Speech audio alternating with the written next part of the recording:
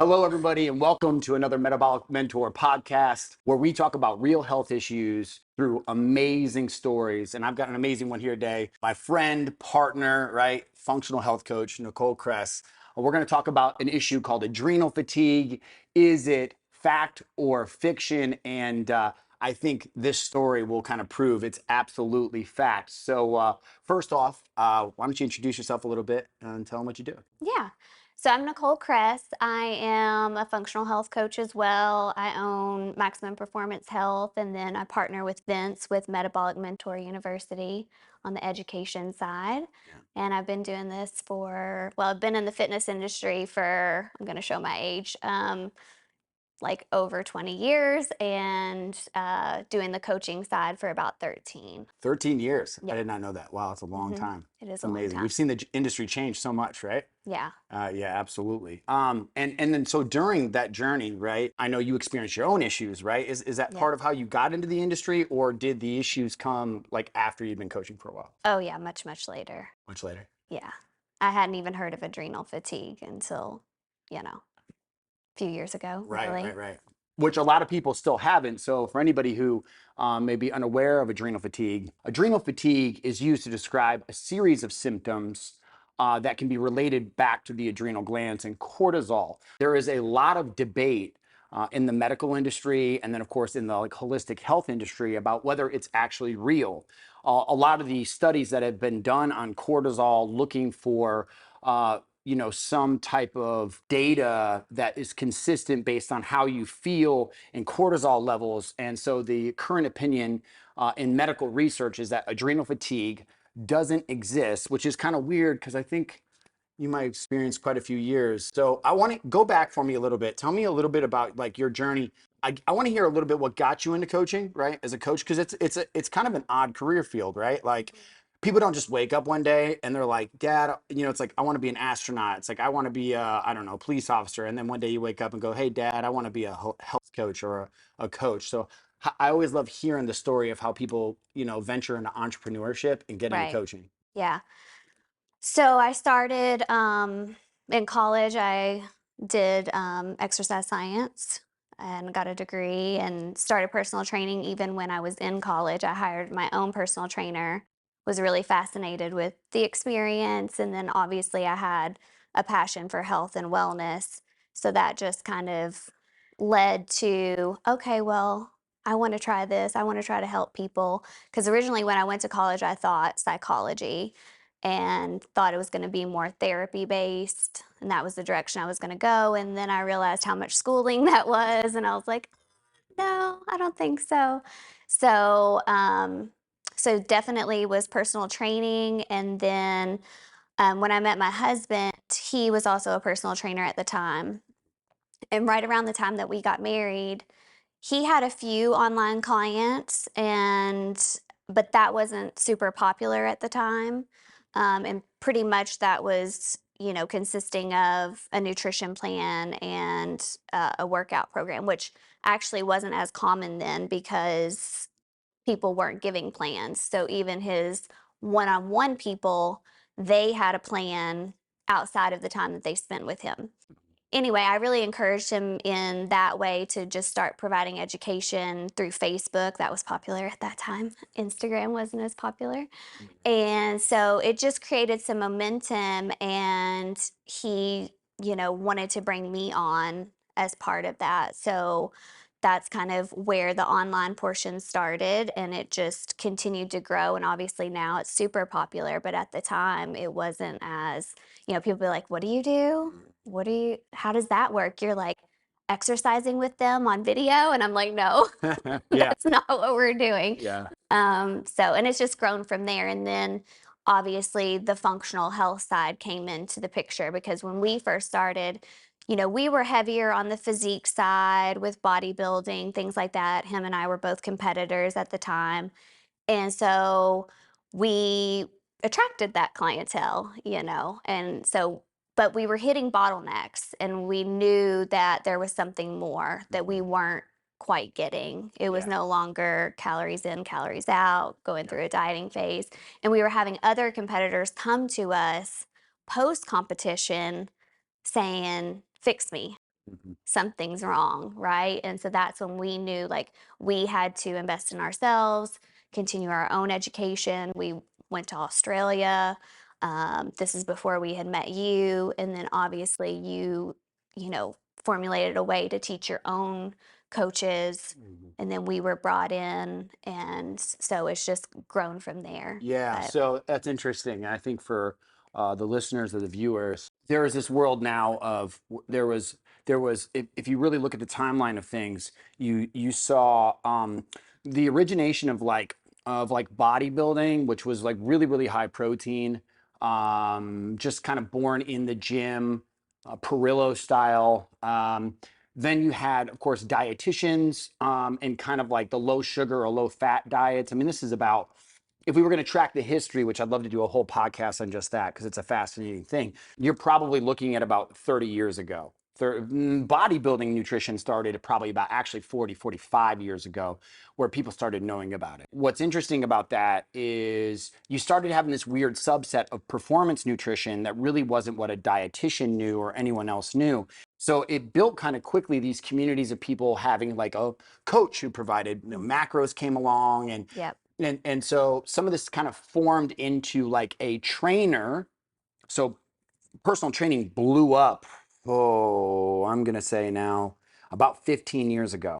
And there was this big peak of personal training. And what was interesting about that is almost everyone was going to a trainer for a lot of things. At first, it was like, get me stronger, get me leaner. And then it was like, hey, I don't feel good. Or it's like, my doctor says I need to lower my cholesterol. It was interesting how already people having functional health issues started to kind of fall into the gym, right? And it was at that time I was a personal trainer as well back then.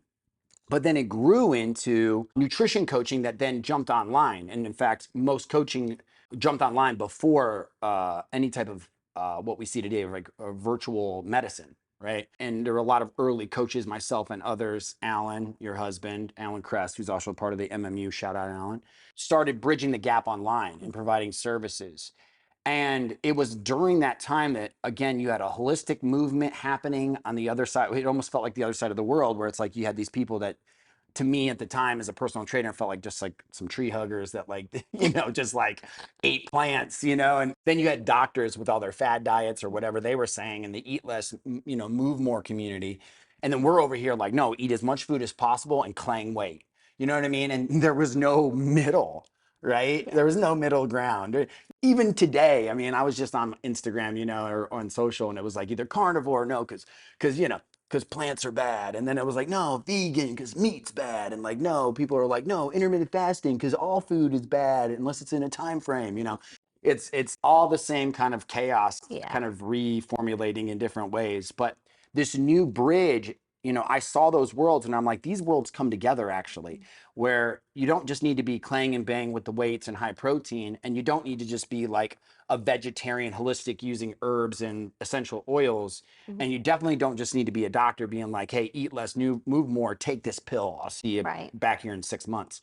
There had to be a gap in there, and there were dietitians at the time, but they were so limited and what they knew, and they definitely hadn't gotten into fitness at this time. This is like a decade ago, really. They really weren't into fitness. Now you had athletic, sports dietitians, Right. but that was almost a different area. It still didn't Mhm. hit right, right? And I work with a lot of those all the time that are, that weren't looking at the types of foods that they were eating, just trying to fuel their athlete enough. So everybody was kind of missing it. And then we found a way in functional coaching, which we call now functional nutritionists, which is why we founded MMU together, where all of those kind of come together and Right. you make the perfect process to help anybody with an athletic outcome or a health issue, right? So that's kind of like how that was born. And I see that story playing out in you. Yeah. Yeah. So the adrenal fatigue, it came much later, Mm. but as an entrepreneur, it's nonstop. And at that time, it was 2020, it was at the height of COVID.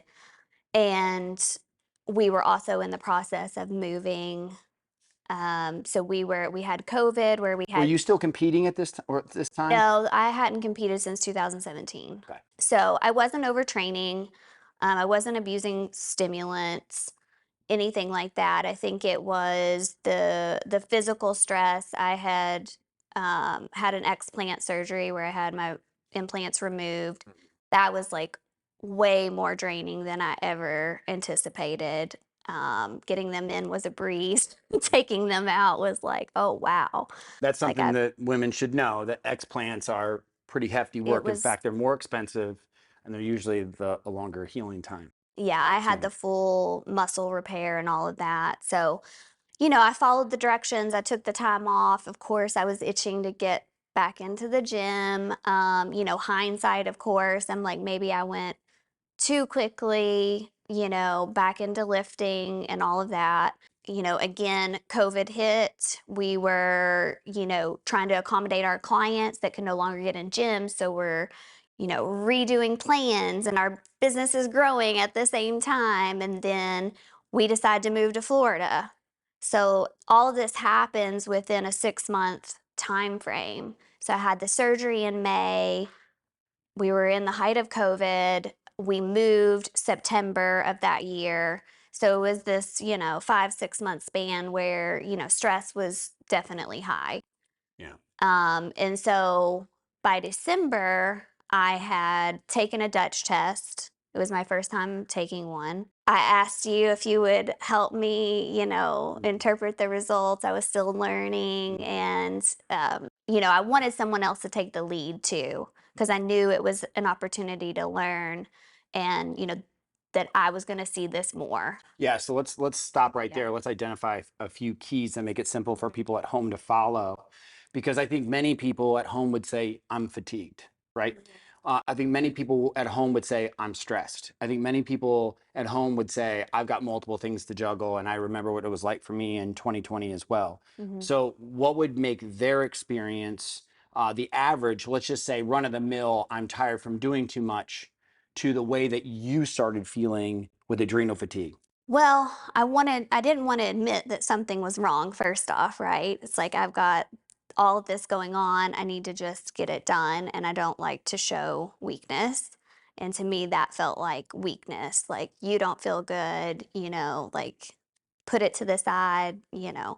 So it basically was feeling like I was walking through quicksand, just noticing later on, because there's that period, right, where you're overproducing cortisol, Hmm. you're going, you're getting it done, and then at some point, the adrenals get tired. But by that point, by December of that year, I was like, why can't I focus? Why is it taking me so long to answer this email that should take me, 20 minutes? It's now taking me an hour. No cortisol spike to like get you up and going in the morning. I did at that point find myself looking for that crutch of, okay, how about another coffee in the afternoon?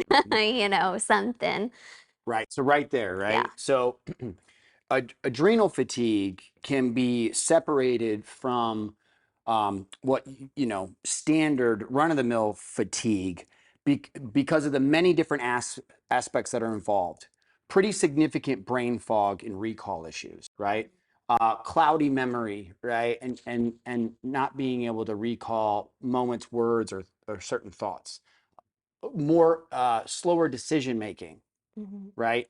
And then followed by a chronic fatigue. This is where fatigue lasts more than 3 months.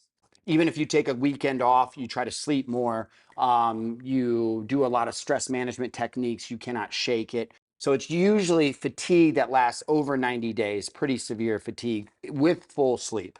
Mhm. And then the last component of it, or well, two more, I would say actually, lethargy, right? So it's like this feeling that like there's a difference between fatigue and lethargy, right? Like fatigue's like, I just had a long day, I'm tired. And lethargy is like, get up, get up, get up, get up. I can't, you got to talk yourself. It's almost like you can't get your body to move, Mhm. which is different than I was exhausted from being active or doing things all day long, right? So having a lethargy that almost would describe like a malaise, or like maybe a hint of depression, right? Mhm. Like a very mild case of depression. And you probably, I know you felt a little depressed, right?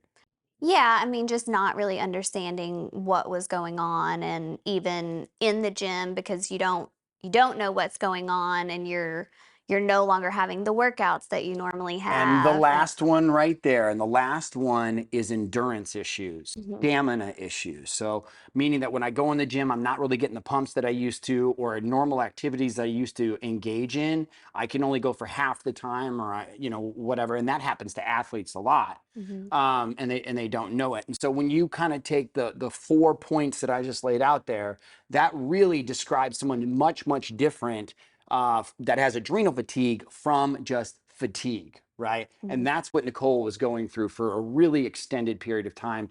And when we picked up on those symptoms, when she came and asked me, because I had worked with her husband first on some gut issues, and then we started talking.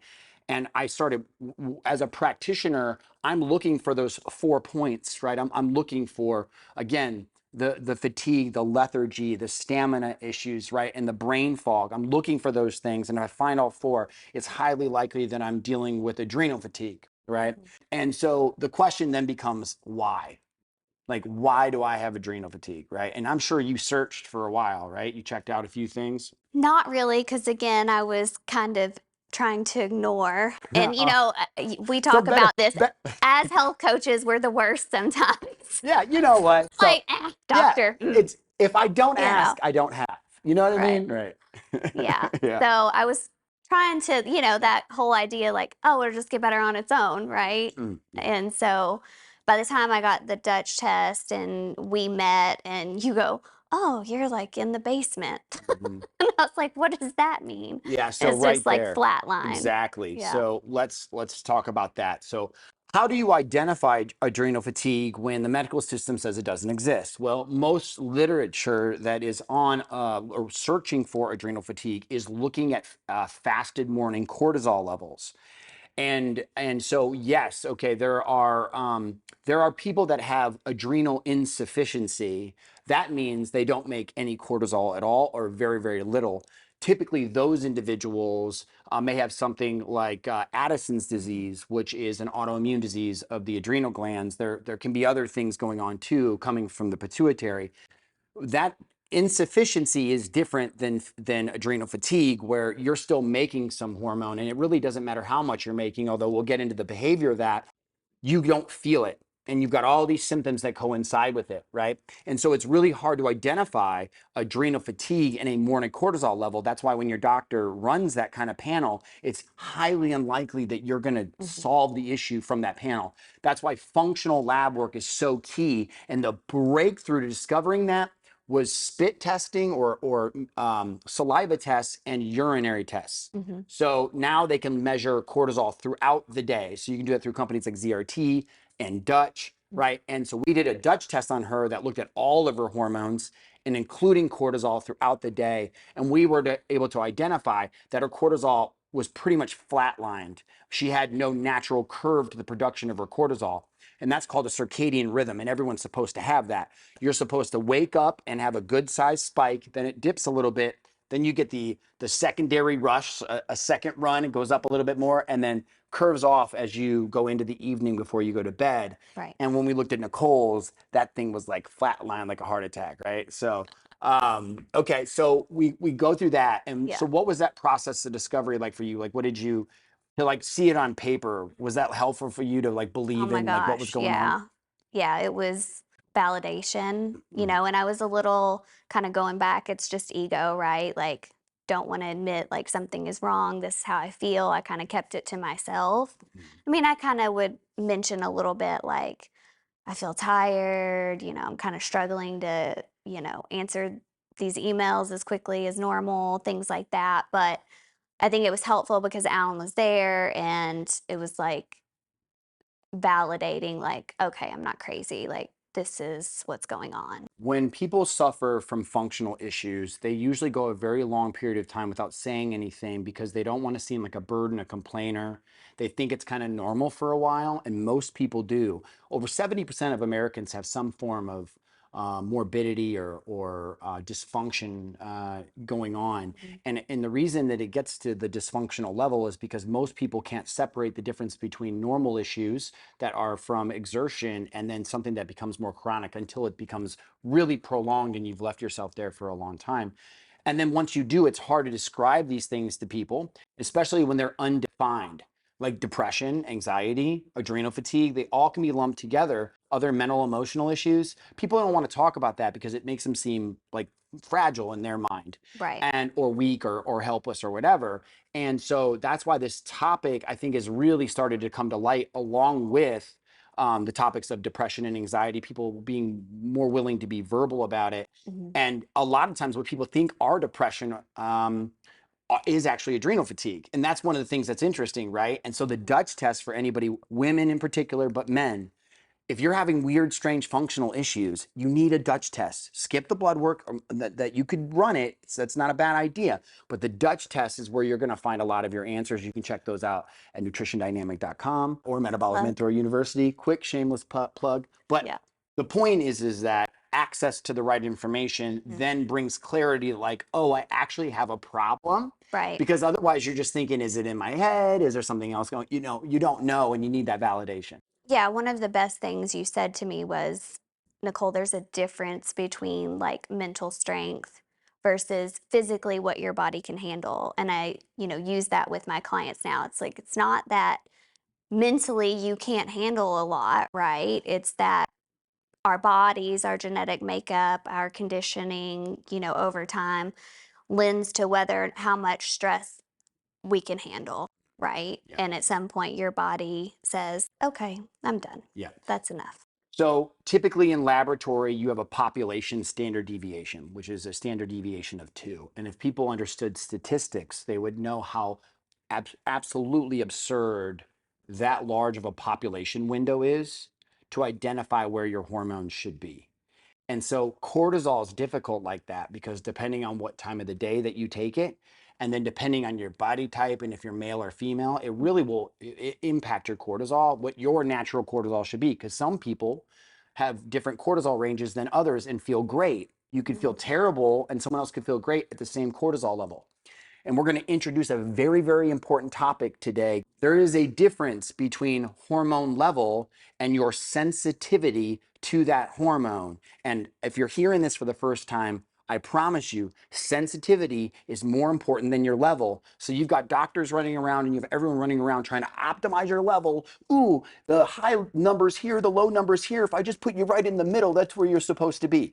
That's actually not real at first. What's more important is resetting sensitivity. And because science doesn't have a measurement for sensitivity, when it observes a 2 standard deviation away from the mean range, and then they look at different cortisol levels in people, they're not finding the variations that add up to a causal relationship. So they're saying, oh, if I can't see it, it doesn't exist. Well, how many times have we seen that problem in functional medicine, right? All this gray area of functional problems, and the medical system says it doesn't exist because it can't figure a way to observe it. And that's what happened to you. You fell in the cracks like that. Yeah. Yeah. Okay, so then after that, we took proactive action. What did we do? Well, we had to pull back the training.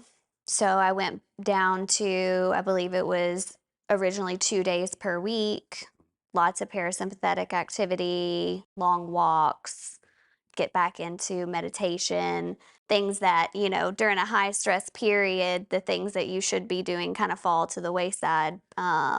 So adding those back in.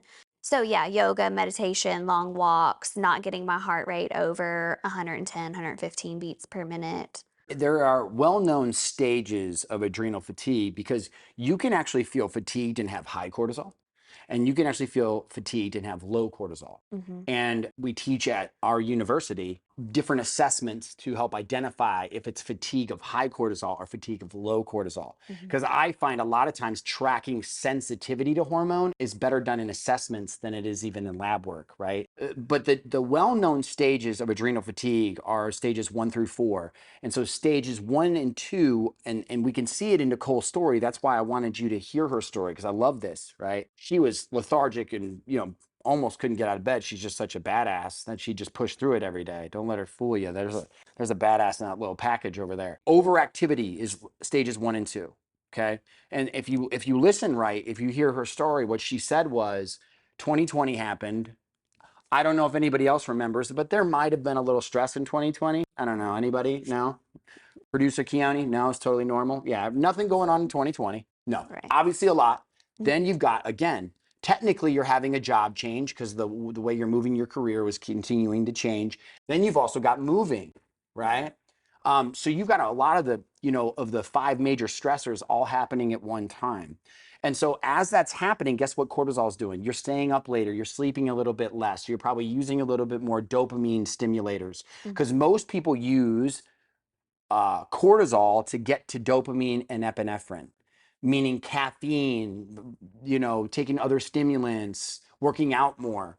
All of those things jack cortisol, which also stimulate dopamine. So many times, because we're dopamine addicts, we're going to burn out cortisol, hitting the button, right, to Right. get more dopamine. And then the adrenals are going to get tired. So after overactivity, stages 1 and 2, it leads to 3 and 4, which is inadequacy. Like we're not producing enough. And so in 3 and 4, for you, as a perfect example, that's when you start seeing behavioral trend changes in a circadian rhythm, right? So a circadian rhythm is your natural release of cortisol, and it begins to flatten or turn upside down or start to suppress. And that's typically what you'll see if you're on the back end of stages 3 and 4 of adrenal fatigue, which is where we found Nicole. Right. So we also had a very specific supplement protocol, which I think is important to note that when you're at that place, again, like I said, it's not going to get better on its own. Yes, So, and then it was the first time that I did the flush. that's right. The flush. Yeah. So we have a proprietary method that we designed years ago. I was seeing clients like this all the time, women, particularly women that were getting into fitness because they're training, Hmm. they're trying to do everything at home. Over the last 15 years, women have tried to do everything today, right? Like meaning that like there's been more women in the workplace, more, but still at home trying to take care of families, but being still the tie to the family that binds the family, still trying to be the breadwinner, trying to do everything, right? And also try to do things on their own, right? Which is, I think, great for society in many aspects, right? Independence. At the same time, though, hormonally speaking, they manage stress and process stress different than men do. And so they're also adding all the physical stress of training. And that's why I saw it so many years ago, because if you don't compensate for your emotional stress at work and you maintain the same amount of physical stress in the gym, it will lead to fatigue that can then lead to other system failure and turn into adrenal fatigue. Right. And I think we're seeing that in your case because you continue to train through. In fact, you probably trained more when you had more stress. Probably. I don't know. Yeah, for sure. So I started seeing it then, and we had to find a way to shake them out of it because what I can tell you for certain is that if you're dealing with somebody that's going through this, guess what's not going to solve it? Hit cardio and caloric deficit, Right. right? So everything the fitness industry tells you to do, everything your doctor tells you to do, you actually have to do the exact opposite of that because you have to restore your body, right? And you have to feed it and nourish the adrenals. They've been pumping so hard for so long. They need to be rested and nourished. And that's hard for people that are already super stressed out, Hmm. right? Because when your cortisol crashes, right, you're still dopamine seeking. So in your mind, when you're sitting there, you're like, I gotta go, I gotta go, I gotta go, I gotta go. But your body's like, no, I can't do anything. So it's this constant fight with yourself. And then you're like, is something emotionally wrong with me, right? Like, did you feel that a little bit? Oh, yeah. Yeah. Yeah, for sure. There's that battle going on, and I saw it in so many people that we had to come up with a system. And that's when I was looking at some of the work of like Dr. James Wilson and other practitioners who were looking at the world of adrenals, Dr. Jeffrey Bland, Dr. Mark Hyman, and looking at different aspects of tools. And we focused in on the adrenal glands, but not just the adrenals, because they don't live by themselves. They live inside of an endocrine system that also lives inside of a total body system. Right. And so if you didn't kind of approach each system at the same time, like let's approach the lifestyle, let's approach the endocrine system, and then let's approach the adrenals, then you wouldn't solve the problem. And so that's the only issue that I would say to the word adrenal fatigue is that it assumes that it's only in the adrenals, which is why science is having a hard time proving it. Wouldn't you agree with that? Because we worked on Yeah. your thyroid, we worked on your gut, we worked on your pituitary, and we developed that proprietary method that we use in the flush, which we now teach together today to help, thousands of other people and help coaches help get people out of this rut because lots of Americans and more every day are dealing with this right now and more will be in the future, right? Yeah. So how did that experience go for you? Well, I mean, I was at a place like after the test and I had the data, that's what I needed in order to basically come to the place that we always talk about with clients, that place of surrender. Don't let her fool you. We knew each other, but she wasn't on board. Like I can tell when people like me, but there's a big difference between like me, and like wanted to talk and was willing to engage on conversation, Hmm. but someone who's willing to fully place their trust Right. of a process and surrender over to a process. And so you were kind of like a little unsure. It was kind of Yeah. in, kind of not. But then when you fully made the decision, like, you know what, I'm in on this, you went all in. You're Yeah. definitely that type for sure. Yeah. I mean, I knew I didn't want it to be prolonged any longer than it, and you were very transparent. This could take 12, 16 weeks. This is what we're dealing with. And so at that point, I was ready to just do what needed to be done. I knew mentally you got to put aesthetics aside. You're not going to be in the gym. It doesn't matter. Like, you've got to follow this plan in order to feel better. And that's where I was. I wanted to feel better. Nicole falls in a class, you can probably tell by her structure. She falls into a class that's called ectomorphic female. It's usually a little bit of a thinner bone structure, usually keep a healthier weight or a low weight, actually. Typically maintain some muscle, usually has longer bones, but just like smaller, right? Instead of the endomorph, which are usually a little bit larger bone, a little bit wider, okay? And ectomorphs only represent somewhere in the neighborhood, depending on what research that you look at, anywhere from 6 to about 15% of the population. And that's a really big problem for women in her position because the medical world and almost all coaches coach them the exact same way that you would coach other body types and other hormone layouts. And that's a huge mistake. When looking at laboratory, you have to actually interpret laboratory for an ectomorph totally different than you would for a meso or an endo.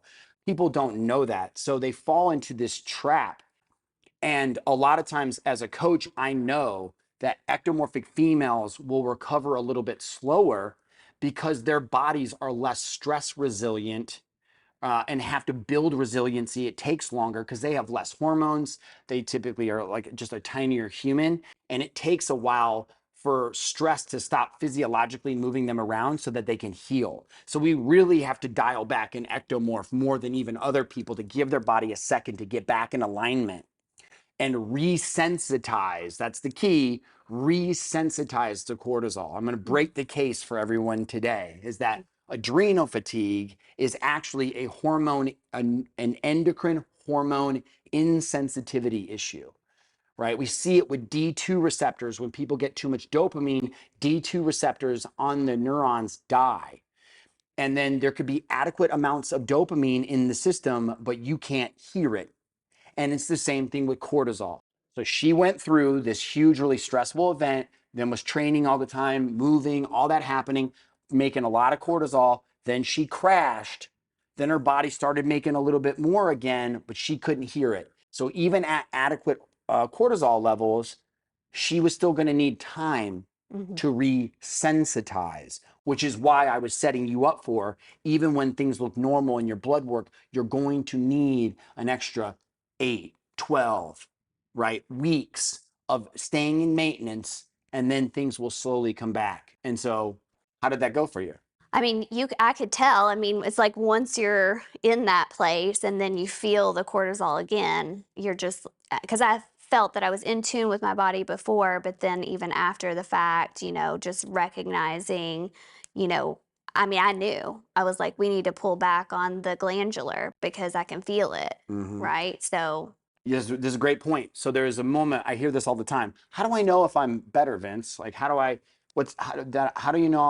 know whether I'm in just general fatigue now and I've overcome this? Well, a lot of times we have a full, again, aggressive, acute form of adrenal protocol that we use glandulars. We're using vitamin C. We're using typically some form of glutathione or some glutathione inducing ingredients. We're using a lot of B vitamins, and then we're using a lot of adaptogens, right? Like Bacopa, lion's mane, Asian ginseng. There's a lot of others, and we're napalming it because you have to at first. Magnesium, zinc usually is in that recipe as well.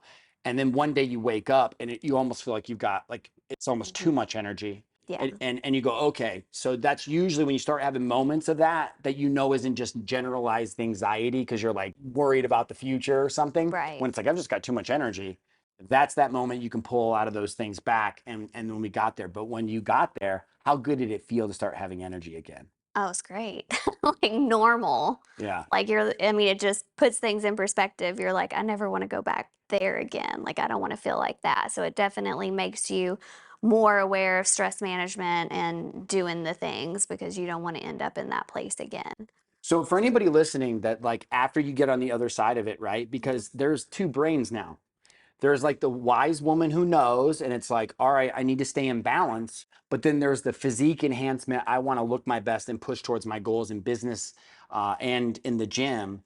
How do you balance or negotiate those two sides? I don't know, really. I mean, it's just being mindful, I Yeah. guess. Again, kind of, So let me cue you up to make this easier. yeah. Do you find a balanced lifestyle and kind of hold it, or do you cycle times where you in the gym a little bit more and then It's relax? life. It has to be cycled, Okay, right? Like yeah, there's periods of high stress, of course, and business and change. And then, we know stress is good, right? It's yeah, just the prolonged stress that's not good. It's when it becomes chronic that it's an issue. right. So, and that's also what we teach our coaches because we're so in that functional side that sometimes they hesitate on the push. It's like it's okay to push sometimes, right? Yes. It's okay to have periods of higher stress or go hard in the gym. It's just knowing when to pull back and when to deload and when to read that biofeedback and know like this is too much. We're pushing that envelope. Yeah. So I can, assess myself and know, okay, maybe digestion has downregulated, or I'm not sleeping as well, or my resting heart rate's increasing, things like that, where I can kind of read my own feedback and know, okay, it's time to deload, or it's time to pull back, or have an extra rest day, or whatever that looks like. And that's why functional nutrition or functional coaching is that whether you're a performance coach, whether you're a bodybuilding coach, like a physique Mhm. coach, whether you're a doctor, whether you're a dietitian, or whatever you do, learning about how to push the body to a peak, a maximum stress that is positively beneficial, and then deload it or stagger it, Mhm. right? When you learn that, you unlock the tools to the best performance. Mhm. I've worked with in every field of sport, and no one understands this. And so athletes, they'll see a downward progression, or now they can't lose weight, or they now they're tired all the time, or now they're a lot of times when you get adrenal fatigue, you get super big sugar cravings to try to pull Mhm. cortisol and dopamine back up, and so they have lesser outcomes in the gym or for their life, right? Mhm. Same thing though, again, dealing with other health issues. If the adrenals and you're not sensitive to cortisol, that's throwing you off so much that it's hard to tell if your other symptoms are getting better, and it makes it very confusing. So a lot of times with adrenal fatigue, if you're dealing with other issues additionally, learning how to recover the adrenal glands, make the endocrine system hormone sensitive again. So it's like on the medical side, so many people are dealing with this that you could heal that. And then also on the physique side, now you start looking better, because I think you can say that too, right? You started looking less puffy. It was better gains again in the gym and performance in the gym, right? So these aren't separate issues anymore. There's not the holistic group and then the performance group. They are the same thing. And you kind of, again, like once you feel that cortisol has come back and being in the gym feels much different, again, when you're in it, you're like, something's off, something's not right. But then when you feel it again, it's kind of that confirmation of, okay, health is at a better place, and I feel more like myself and I'm able to push. But again, a good thing to point out that you had, told me, because when you're in it, you're so in it that you're over analyzing a little bit of kind of like how you're feeling and what's going on. And, sometimes we get on a call and I'd be like, "Oh, yesterday was so bad." And you're like, you're just gonna have days that, are gonna be harder. That doesn't mean you're not improving or that, you're not moving in the right direction. And I think that's good to know because, you can have like a couple of days that kind of feel like you're going backwards, but just recognizing part of the process is, it's not going to just be an upward climb. Like there is going to be, some little plateaus of the energy just stabilizes. But then when you're fully out of it, it's more just that, oh, this is what I'm supposed to feel like. Right. Yeah. So for any of you adrenal fatigue deniers out there, look no further than Nicole Cress for the truth that it certainly does exist. Yeah. We're just looking at it in two different ways from the medical field and the functional field, and that's why there's this conflict when it really doesn't need to be there. I think we all could agree on this idea. So from this experience, though, it's kind of altered the course of your career a little bit, right? So once you kind of experience it, you're like, ooh, I mean, I think this is the way I want to take my coaching career. Yeah, we were getting in more to the functional at that time anyway, even a deeper dive with you. So obviously the best teacher is experience. So when you deal with something yourself, Alan with the gut issues, myself with the adrenal fatigue, you're just more empathetic. You're able to recognize things in client experiences and feedback even without the actual data. But we still deal with clients where doctors kind of deny their symptoms or what they're feeling, and even with a cortisol test. And it's like, you have the information right in front of you. What is to argue, Yeah.